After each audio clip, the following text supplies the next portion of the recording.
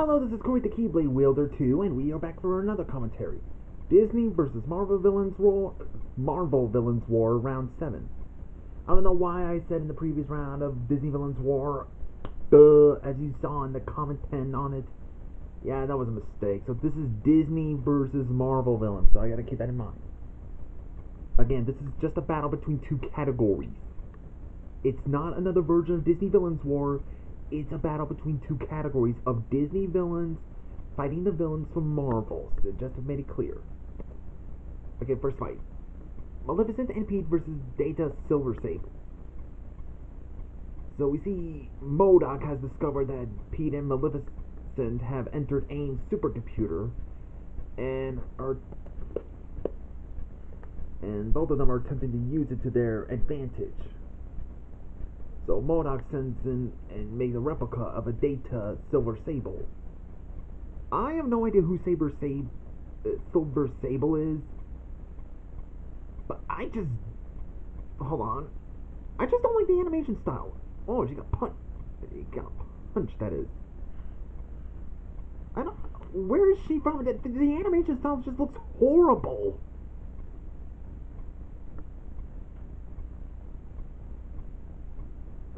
Never thought I'd imagine Pete punching a woman, a Data woman. So Pete and Maleficent wins. Next fight, the forces of Maleficent versus Baron Structure. So all of Maleficent's forces, Hook, Ursula, and Hades, are wondering where Maleficent and Pete are. Since, yeah, even Maleficent is MIA. It stands for Missing in Action. Until Baron Structure and the Grim Reaper, that's actually his name, the Grim Reaper, arrives at the Forbidden Mountains to take it over. Man, who thought Hook had a sword that can slice through the scythe? So they gotta spring into action.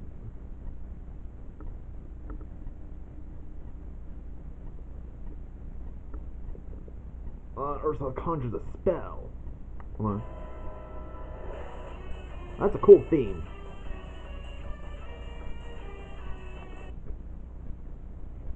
Shouldn't it go and, like, kill him or something? Instead of just, knock him into the air? There's, one thing... Come on, I thought it might be it.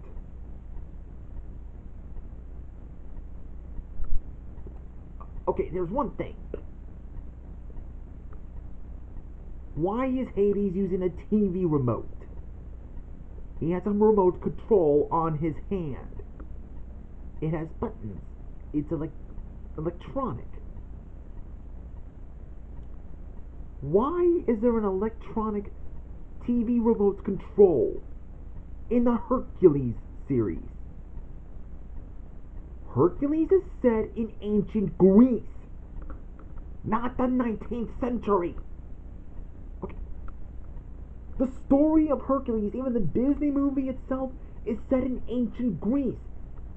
Why is a remote control that was made in the half of the 19th century doing in the world of Hercules, in the world of ancient Greece? I mean, yeah, they do make, like, Las Vegas references, and they did make Thebes like a bit of like New York, but it's mostly just references. It's more like a running gag on making Thebes like New York, like the Big Olive, which, yeah, you kind of make a joke for that.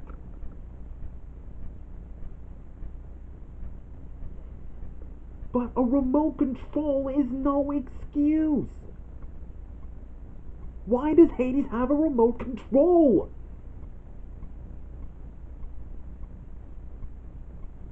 Man, I hate the Hercules TV show.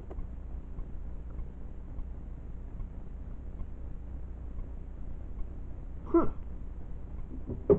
Knocks him over the water. Well, Ursula knocking the Grim Reaper, that is. Wow. Stabs him in the left hand. The forces of Maleficent wins. The next fight, Deadpool versus the Headless Horseman.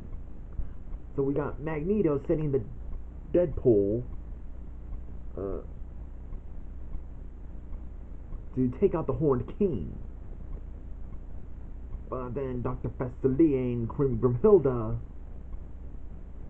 notices that Deadpool will be arriving, and he summons the Headless Horseman to take care of him. I still have not seen the movie Deadpool. I still gotta check it, but okay, I was scrolling through Netflix and I only saw Hulk versus once, and so I guess Deadpool is like the anti-hero. Eesh, that's just bloody.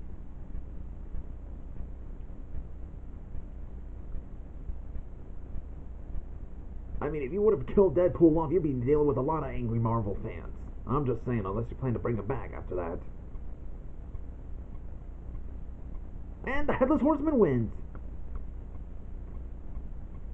Good luck dealing with the angry Deadpool fans, dude. And next fight, we got Rourke versus Red Skull. Xanatos hears that Jafar has this certain gem, the gemstone. So Xanatos asks Rourke to require it so that way he can pay him with riches. Well, of course, as a treasure hunter that he is, a military treasure hunter, of course he's gonna do it. Even if it means destroying civilizations, causing them lives. Until Red Skull and the Hydra arrived. By Hydra, I meant the soldier Hydra, not the Greek mythology Hydra.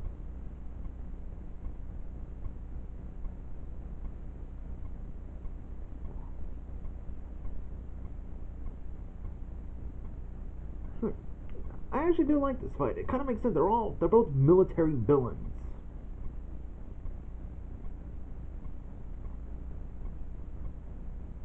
Was that Red Skull just showed up? Oh, he's gonna be the diamond dude. Or crystallized. Looks like Red Skull wins the next fight.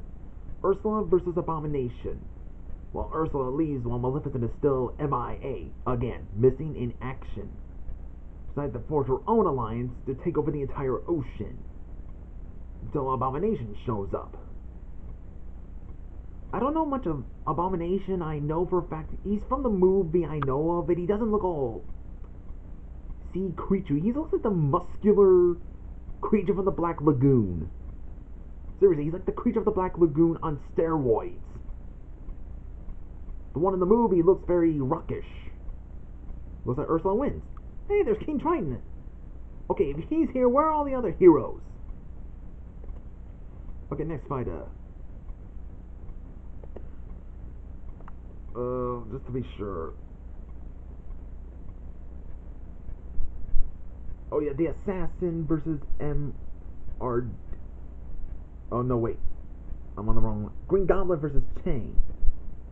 I'm so stupid. So we see Medusa getting the call from the Green Goblin, who is now the new big man of New York. Says something that she'll be the one paying for stuff, if I read it correctly. Oh yeah, the Goblin informs that Medusa that he's pulling the funding for Medusa's project in the Devil's Bayou. Putting the project in the Devil's Bayou, huh?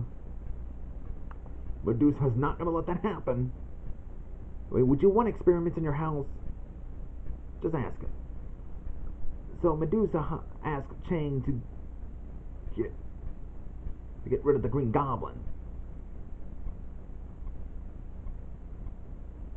Yeah, I really like the Spectacular Spider-Man, and a lot of Marvel fans will agree that it is Marvel's answers to Batman the Animated Series.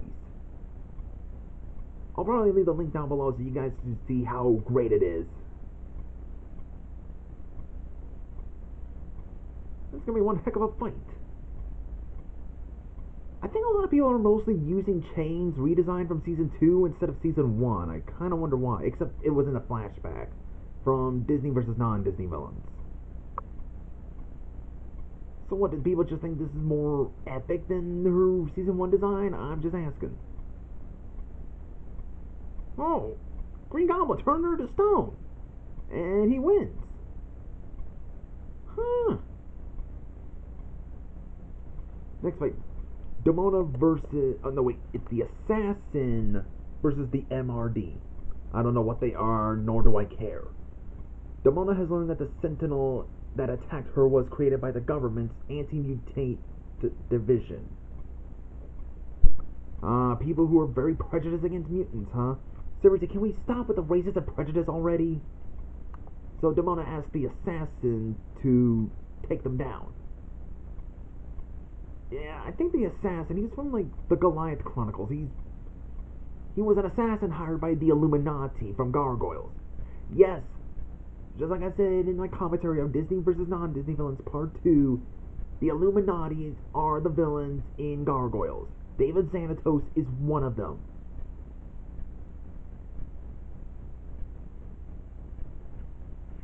So yeah, we see the Assassin taking them all down.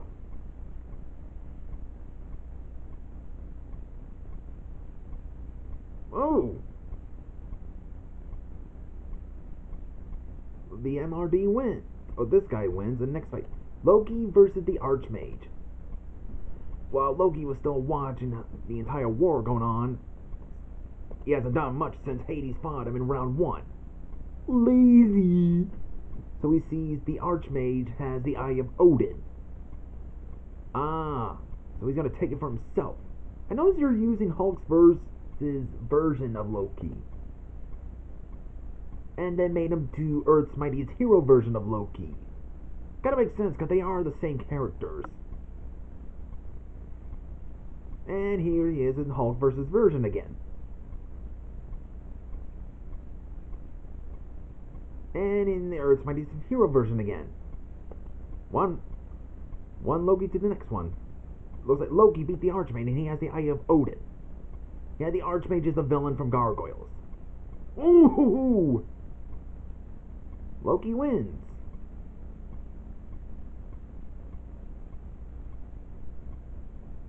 Okay, now the next fight. Morpheus versus the Horned King. While still stuck in the vampire form, he's still going to find the Horned King, of course, because what else can he do? Just wait around?